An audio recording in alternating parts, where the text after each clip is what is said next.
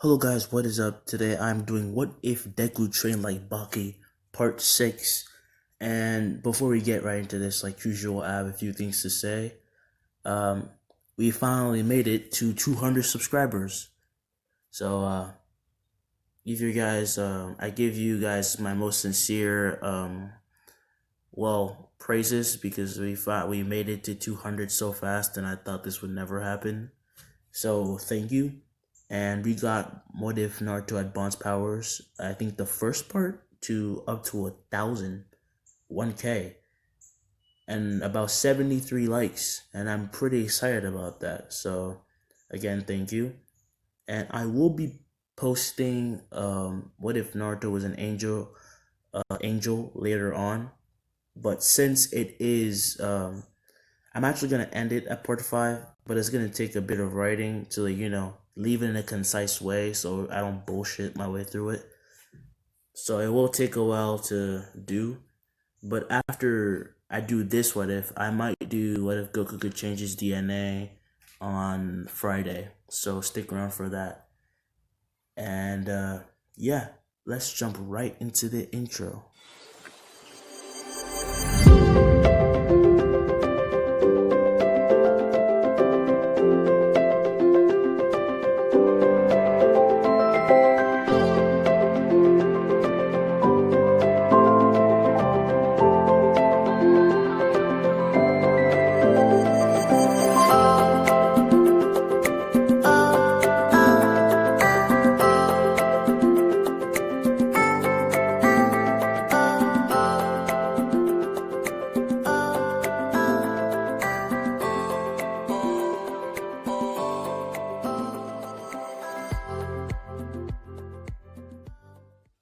Deku wakes up for another day of school and heads downstairs to see his dad in a hero costume, much resembling Yujiro's gi, like in the anime, but with more equipment on it, such as rope and a bit of a one grappling hook, essentials and stuff like that.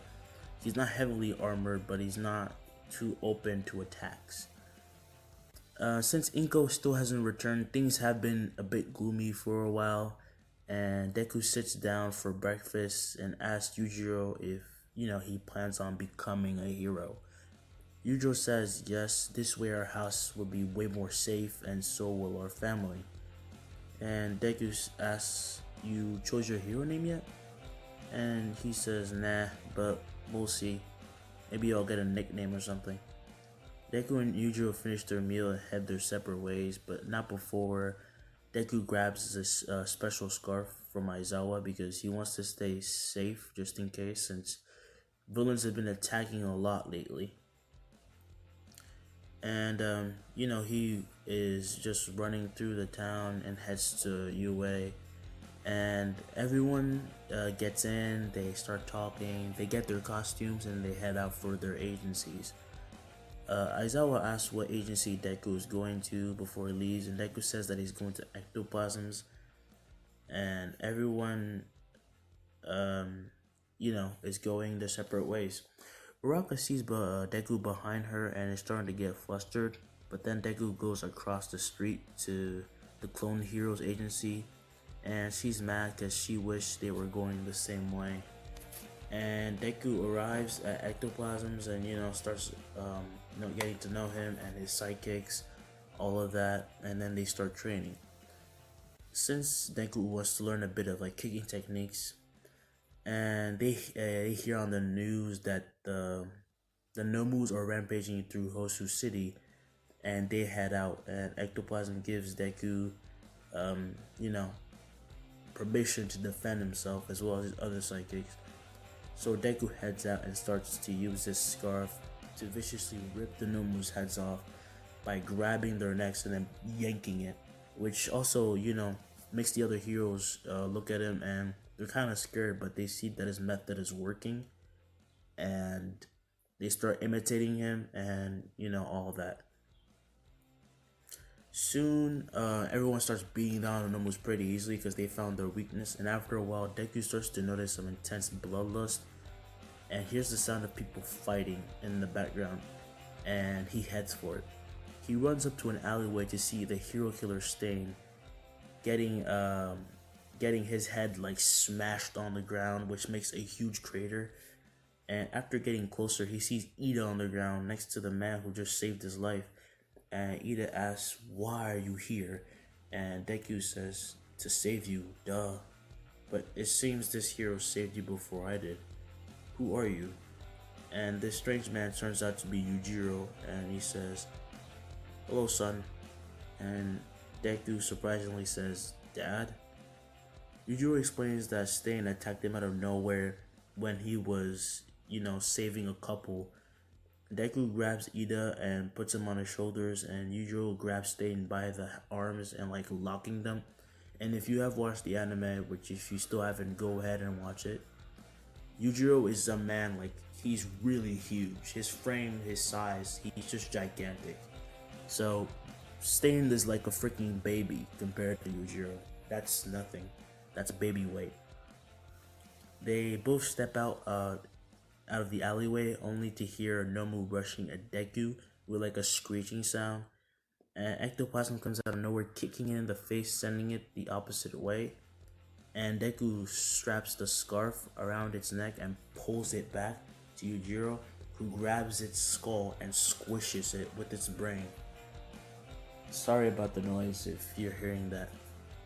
It's a bit early in the morning, so there are annoying ass birds all around. So Ectoplasm asks, "Who is this man?" And Deku says, "Oh, this is my dad. He recently became a hero." And before I move on closer to progressing on the storyline, I will be making his name Baki because I actually went and searched up the name. The name means eternal, and we're gonna keep the name Baki, and it suits him pretty well anyway. So I mean, it's the name of the series, but it works. And Ectoplasm says, "Recently, how does he have the hero killer in his hands if he just joined the hero agency?" And Deku says that he's always been this strong even before he got his quirk, which surprises the hero, but he realizes why Deku is just so naturally strong. It must be in the bloodline. Even though he doesn't have a quirk, he's insanely fit. Deku, what's it called? Deku and Yujiro get harassed by the press as they're trying to, bring the hero killer Stain back to the police and all that, and they start asking questions. But of course, they leave. But the fight was filmed by the public, who have deemed Yujiro as the ogre. Of course, people are gonna be scared of that name, but I mean, when you see a hero slam someone's face into the ground like that, it makes them seem ruthless. But then again, Endeavor exists. So, the next day, Deku goes to visit Ida, and so does Todoroki because he feels sorry for not being there sooner. And they talk, and Ida gets a bit of closure, and he apologizes, and they, laugh for a while. Um, while they're talking and having fun, Shigaraki is still creating the league and is ready to go out to create some mayhem by harassing Deku like he did in the original. And soon a few days pass and students go to the mall to get some essentials, and Deku and Momo are holding hands while walking through the mall, which makes their classmates feel awkward because they don't want to be the third wheel, so they leave them alone and go separate ways.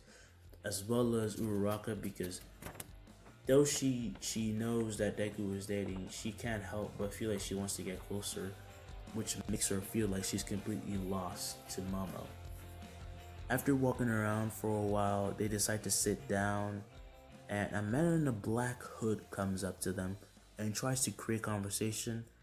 Sits down on the bench in between them, just like in the original. But this time, when Shigaraki tries to touch his neck or whatever, Deku grabs it and then flips him up and makes Shigaraki stand back on his feet. And by this point, he's already twisted his arm and also stopped the points in his arm. So it's kind of hard for Shigaraki to even make a fist right now. And he says with like a chilling smile that like completely scares Shigaraki, even Shigaraki. And says, "Sorry, sir. It seems we have to cut our conversation short." He says this while strangling his hand, which makes it even more obvious to Shigaraki that he should not mess with this kid. This kid means business. he leaves like playing coy, like, you know, we're friends. I know this kid completely. I just met him at the mall to say hi, you know, all of that. And Deku says to Momo that they should leave. Yeah, they should just leave now. And the next day, it is the student versus the teacher exercise.